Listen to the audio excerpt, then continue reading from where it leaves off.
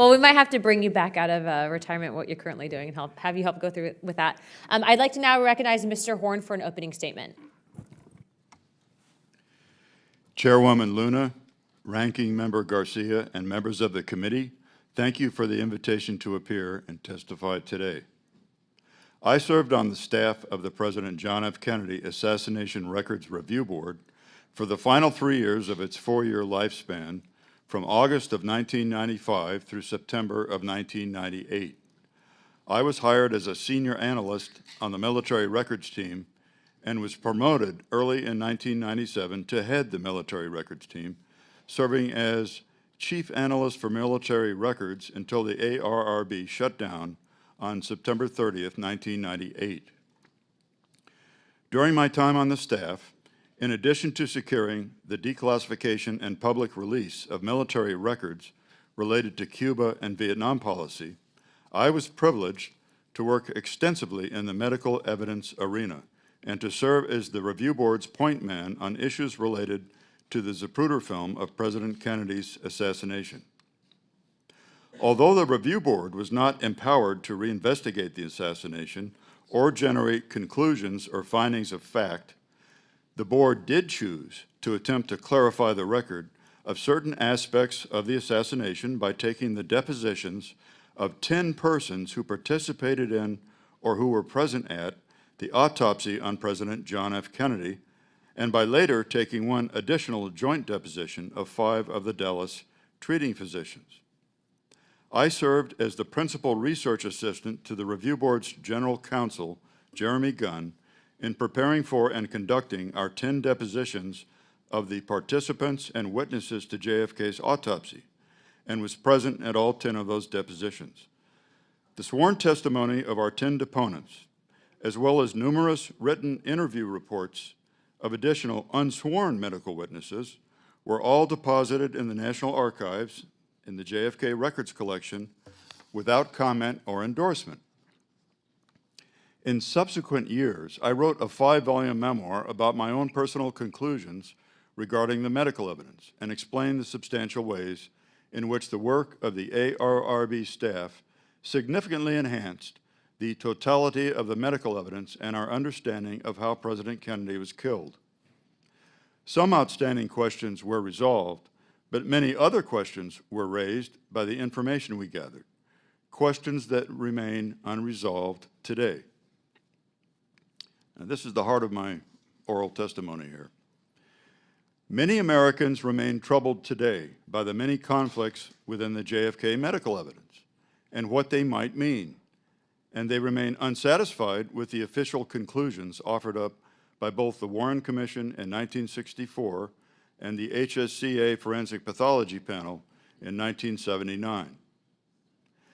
Based on my work as an analyst at the ARRB and as an independent researcher, I have concluded that there are ample reasons for the disquiet of so many of the American people, to wit, first, 8 different sets of photographs known with confidence to have been taken during the autopsy on JFK are not in the official collection today and never have been.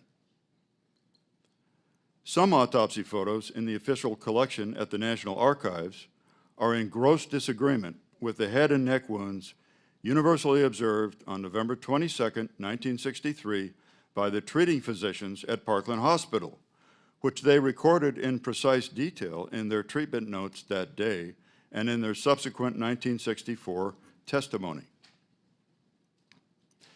At least 2 and possibly 3 JFK skull x-rays exposed at Bethesda Naval Hospital are missing today and have never been in the official collection. The science of optical densitometry reveals that all 3 surviving skull x-rays are not originals, but rather are altered copy films. 2 highly qualified and respected MDs who were granted repeated access by the Kennedy family to the autopsy photographs and x-rays in the deed of gift collection at the archives both agree that the extant JFK skull x-rays reveal unambiguous and clear evidence of 2 headshots fired from in front of the president. contrary to the findings of the Warren Commission and the HSCA. The JFK skull x-rays actually reveal a total of 3 headshots, 1 from behind and 2 from the front.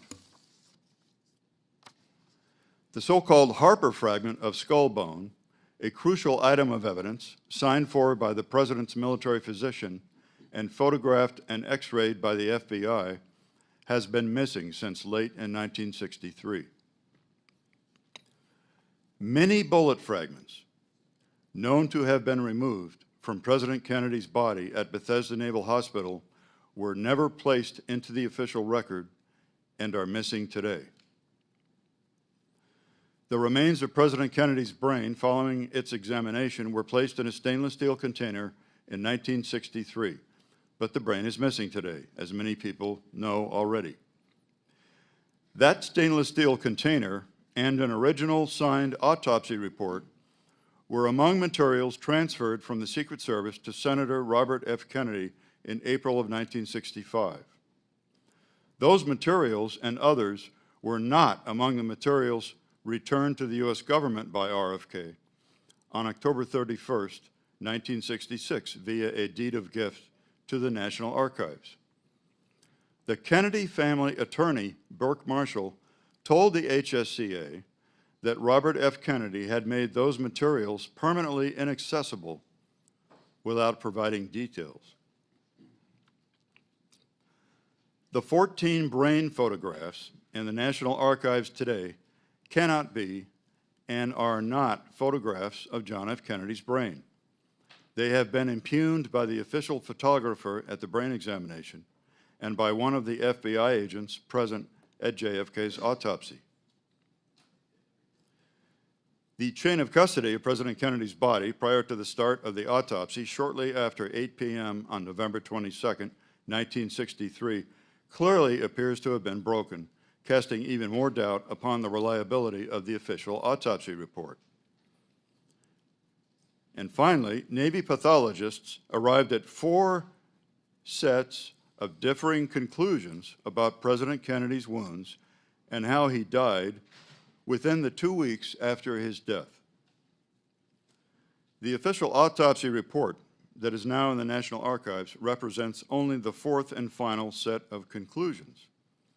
This fact, perhaps more than any of the others above, is patently unacceptable in the nation that prides itself as the world's greatest democracy. Moving on to a new subject. The existing deed of gift, dated October 29, 1966, that sets severe restrictions upon who can view the JFK autopsy materials and how they can be used, needs to be re-examined and lifted. It has resulted in de facto suppression of these materials. Only by having free and unlimited access to the autopsy photographs and skull x-rays can troubling and persistent questions about their authenticity be definitively and finally resolved by qualified experts. In my concluding paragraph, I wish to make a short statement about the Zapruder film of the assassination. Studies in Hollywood of the individual film frames, that is, state-of-the-art digital scans of extremely high resolution, appear to show the use of visual effects, that is, animation or artwork, to crudely and blatantly alter the image content in some key frames.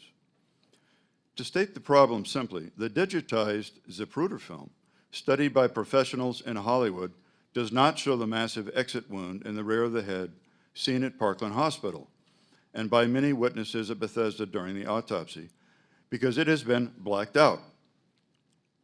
And yet the film does appear to show head wounds not seen at Parkland Hospital. We now know that rather than spending the entire weekend following the assassination in Chicago at the Life printing plant, as was originally claimed, the Zapruder film actually spent most of the weekend in the custody of the CIA in Washington, D.C., and at Kodak's main research and development laboratory in Rochester, New York. The attitude of one National Archives official, expressed in writing circa 2009, was that they, quote, do not ever intend to take the film out of the freezer again, end quote. This decision This decision should be overturned, and the so-called purported original film should be made available for appropriate inspection by qualified film professionals from the motion picture industry and academia, and by that I mean film schools, so that questions of authenticity can be definitively resolved. I've provided many additional details in my written testimony, and I request that they be included in the congressional record. Thank you very much. Thank you, Mr. Horne, and they will. Ms. Coe, if you can please provide opening statement. Thank you. Thank you, Madam Chair. Thank you, Ranking Member Garcia. It's an honor to address the committee today.